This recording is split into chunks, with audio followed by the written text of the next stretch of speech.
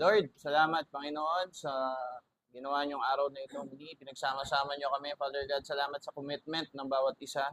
Salamat sa heart, Panginoon, na ibinibigay ng bawat isa sa paglalaan nila ng oras. Lord God, sa dami ng aming ginagawa, patuloy na kayo pa rin, Panginoon, yung aming pinapriority, Panginoon. Salamat, Father God, at patuloy na tinuturuan niyo kami, Panginoon, kung paano magdesisyon.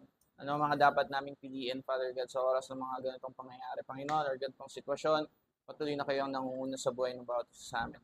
Salamat, Panginoon. Gamitin niyo kami mightily, Father God. At ano man yung aming bubulay-bulayan ngayong hapong ito, ano man yung aming mga gagawin, rehearsals, Father God, patuloy na kayong kumilos sa buhay ng bawat isa sa amin. We ask this in Jesus' name we pray. Amen. Na-share ko to kanina sa na-share ko, nakwento ko sa kanya yung isang kwento tungkol sa isang maker ng sasakyan kay Ford. Alala niyo yun? Matenda kayo sa camp, sa youth camp. Na-share yun sa youth camp sa Zambales. So, minsan, dumarating tayo dun sa buhay natin na parang, binigay ko na lahat, no? Ano ba kulang? Madaming ganyang pangyayari, gaya ng mga politiko. Gumagastos sila ng napakaraming pera para lang manalo. Nagbabahay-bahay sila. Yung pera, yan, given yan eh. Minsan nga kahit alam nila na yamado sila, nangyayari pa rin, no? Na talagang nagbibigay sila. No? So, nangyayari yan. Kung kayo ang tatanungin, naranasan nyo na ba yung mga ganong pangyayari na ganun? Parang kulang pa din, no? Kahit ano ibigay ko, bakit ganun? Parang kulang pa din. No? Sa akin ganun eh. Ako, minsan sa pagtuturo ko, minsan iniisip ko, may kulang ba sa akin sa pagtuturo ko? Parang, minsan pakiramdam ko, hindi sila nakikinig. Sa school, may bumabagsak na eh. May bumabagsak.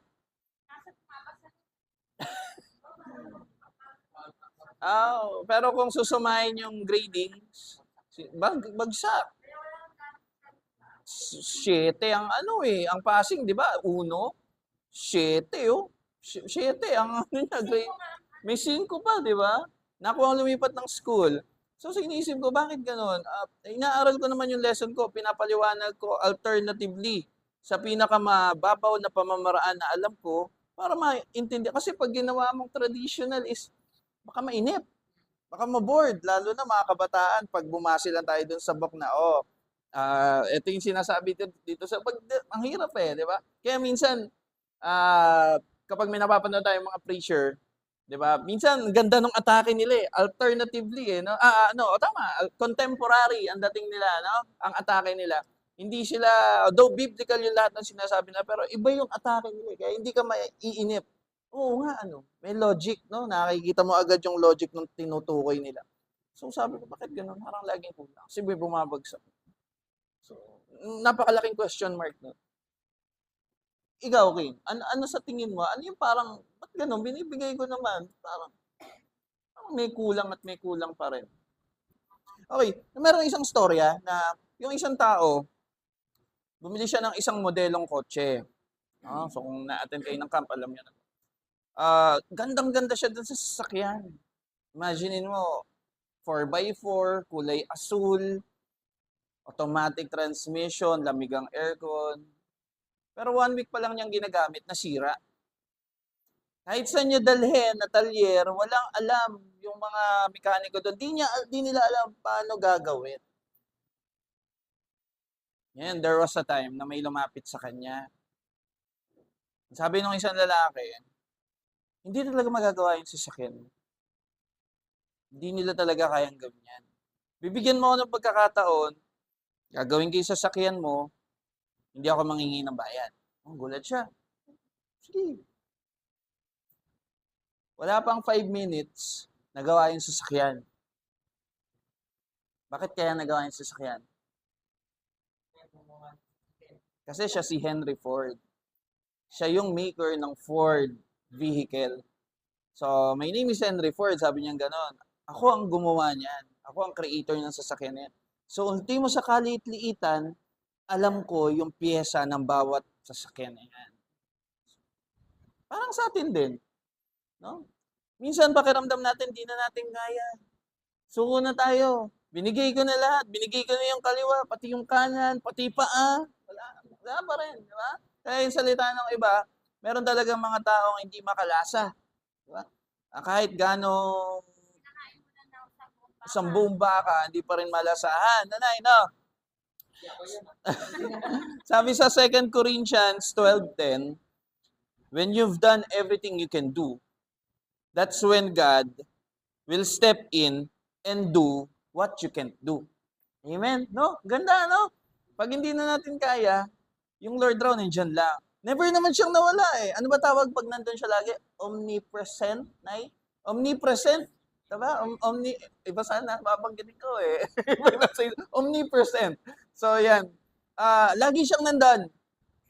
Every step of the way. Kahit nasan tayo, lagi siyang nandun.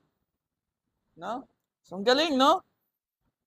When you've done everything you can do, that's when God will step in and do what you can't do. Matthew 6:27. Wherever you are going, God has already been there and paved the way for you. No, ang sarap no, no? Hinandahan na niya yung daraanan mo. So, hindi mo ba siya dinadaanan? Alam ng Lord, dito sa puntong to, magkakaroon ka ng trials, pero malalagpasan mo kasi hinanda ko na yan. Di ba? Inayos ko na yung daraanan mo. Ano mang trials yan? Di ba yun sa atin? Actually, yun sa amin po, hindi ko talaga akalain na hanggang ngayon, living testimony talaga yan na ayoko siyang pag-usapan, pero minsan, sumusunod sa isip ko na, testimony yun eh, di ba? Na dapat ipagpasalamat ko sa Lord na akala ko yun na yung uling pagkakataon na makikita ko yung anak ko at si Raquel dahil sa kalokohan ko. Talagang kung babalikan ko yun, napakasama akong tao talaga. Pero salamat sa Lord kasi siguro nakita niya na gano'n ang mangyayari at inahandaan niya na, tatagan nyo kasi darating kayo sa puntong ganito, pero malalagpasan nyo rin. Diba? Hinandaan niya na lahat. So, yung din pinagdaraanan sa trabaho, kahit ikaw, hindi ko tingin eh. For sure, alam ng Lord yun eh. Yung ating ginagawang preparation, alam ng Lord yan. At alam na niya kung ano ang magiging outcome doon sa ginagawa nating mini-concert, preparation. Kasi hinandaan na niya yan. Di ba? So, all we have to do is what? Trust. Trust Him. No? Trust Him. Do not let your hearts be troubled. Sabi sa John 14:1, NIV to. Do not let your hearts be troubled. You believe in God, believe also in me. Sino nagsasalita doon? Do not let your hearts be troubled. You believe in God, believe also in me. John 14:1. Jesus Christ. Nandiyan na si Jesus Christ, no? So, do not let your hearts be troubled. You believe in God, believe also in me. Kung meron tayong paniniwala, let's say for example dito sa church. Kayo ba naniniwala kayo na kaya tayong lumago sa pamamagitan ng pangunguna ni Pastora? Ikaw, Kim. Ikaw, Bibs. Just ikaw. Siyempre, ikaw, lalo ka na, no? Si nanay mo si Pastora. Kung tayo naniniwala, walang imposible. No? Pero kung tayo merong agam-agam, doon na magsisimula yung ating pagdududa. Kaya ba natin? Pero kung tayo, if we really trust her, as in, we really trust her, every step of the way, alam natin at sasabihin natin sa isip natin, alam niya yung ginagawa niya. Kaya magtiwala lang tayo sa kanya. Ganon din kay Henry Ford. Alam niya yung ginawa niya sa sasakyan. Kaya kahit anong kalikutin niya doon, kahit ang sira na sasakyan ay radiator, kahit kalikutin niya yung tambutso, maayos pa rin ang radiator.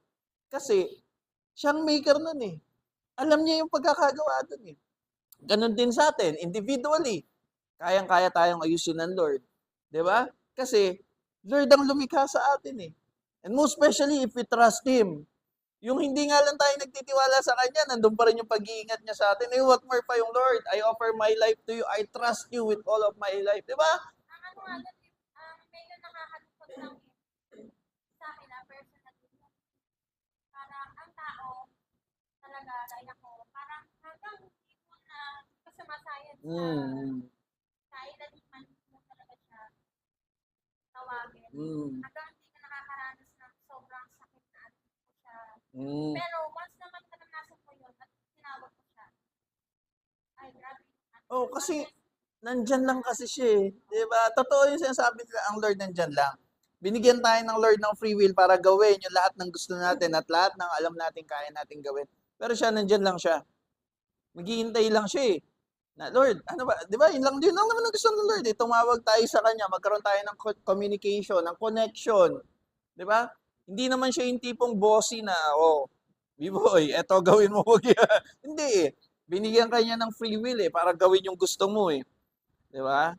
Kasi hindi natin matututunan yung mga bagay na ginawa natin na mali kung umpisa pa lang, hinarangganan niya tayo. Di ba? So, siguro para sa akin, kahit anong hirap pa nung ating kinakaharap ngayon, if we really trust Him, every step of the way, nandyan lang siya. At nilalagay natin sa isip puso natin na nandyan lang siya, eh, walang imposible. No? Kahit ano pa yung laki ng sira sa pagkatao natin, sa buhay natin, if we really trust Him, there's always a second chance para bumawi, para magbago, para i-accept ng iba, di ba? Ako nga nakailang beses na akong alis, balik, di ba? So, di ba tayo, ganun, no? Pag may nakaaway, alis ng church. Pag okay na ulit, balik. Sabi ko, pag nag-aaway kami dati, so sinasabi ni Mrs., sabi ko naman sa'yo, bitawan mo na yung worship. Di nag-uusap kami niyan, Ngayon, na-realize namin na, bakit kailangan bitawan? Di ba?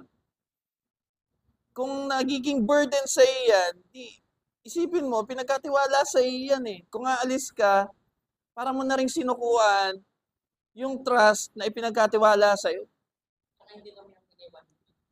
Oo, ang Lord, di ba? So, sabi niya, so ngayon, hindi na namin yan, no? Hindi na lumalabas sa atin yan na kapag halimbawang nagkakaroon ng issue, wala nang ganun.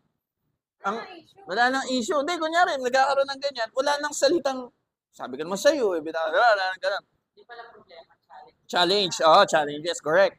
Ngayon, ang sinasabi na lang niya sa akin, kaya bless rin ako sa kanya, ang sinasabi na lang niya sa akin, basta tayo mag-serve. Serve wholeheartedly. Bahala ng Lord.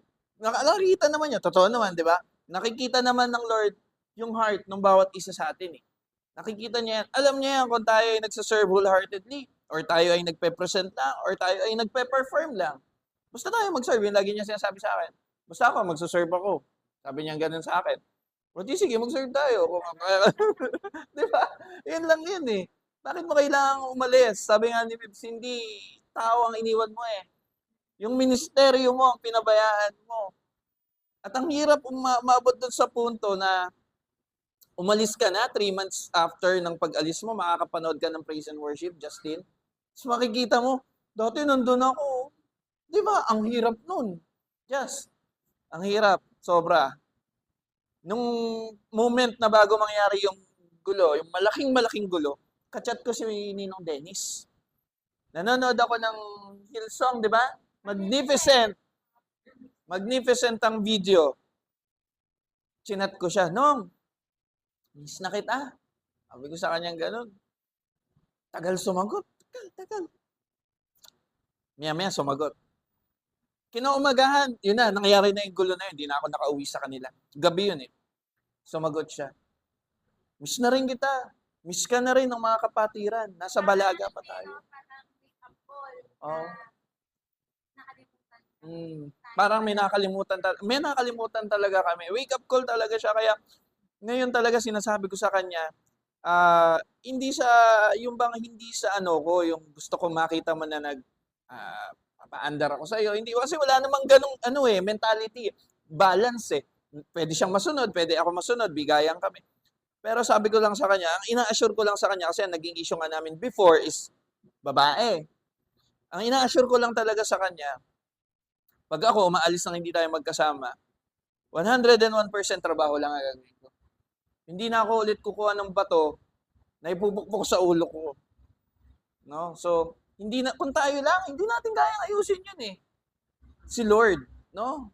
Si Lord yung umayos nun. At ang dami niyang ginamit na tao. Di ba? Binisita niyo po kami sa ospital nun. No? Pinag-pray niyo siya. Dinugo siya nun eh. Natatandaan niyo pa ba? Ang pinapatugtog mo nun? Fall. I love to worship you. Saka Ocean, di ba? Punta si Pastora sa church, sa Lako. Boy pa Ninong Dennis nun eh. Oo. Oo. Hindi na ako Oo. makunan. Iba't ilang beses kang dinugo nun. Buong dugo, lumalabas. Buti naman si Ching, kaya sunod-sunod. Oh, sunod, sunod, sunod. Sunod, sunod. Kaya, we're so thankful. We're so thankful kasi yung sitwasyon na yon, nakita namin yung mga tao talaga. Na kahit ilang beses kaming, kunyari, nagkakaroon kami ng diskusyon ni Pastora, nandun siya. Nandun siya, hindi siya umalis. Hanggang sa ngayon, nandun siya, di ba, no? Yun yung wake up call siya. And we're so thankful talaga. Walang makakapag-ayos sa atin.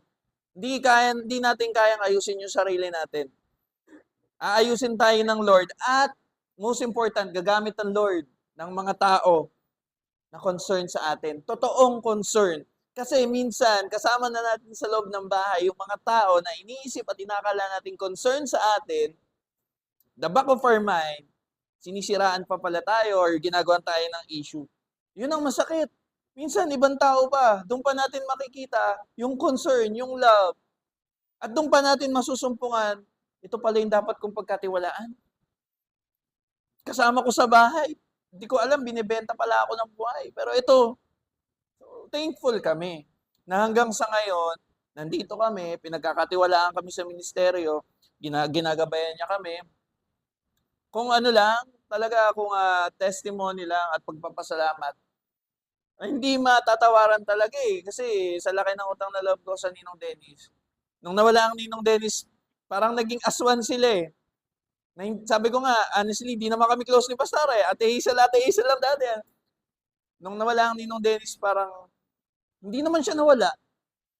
Parang nandun pa din eh, no? Yung concern, yung love. So, salamat sa Lord talaga. Pinakita niya sa amin na hindi mo kayang ayusin ang sarili mo, pero gagamit ako ng tao para umayos ang pamumuhay mo, ang pagkatao mo. Which is kayo yun.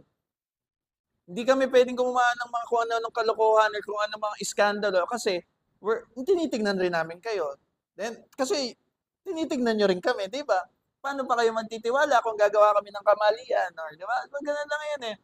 So, sa madaling salita, kailangan napapalakas namin kayo kasi pinapalakas nyo kami. Di ba? Ganun lang yan. So, yun. Salamat sa Lord. Nay, baka may dadagdag po kayo.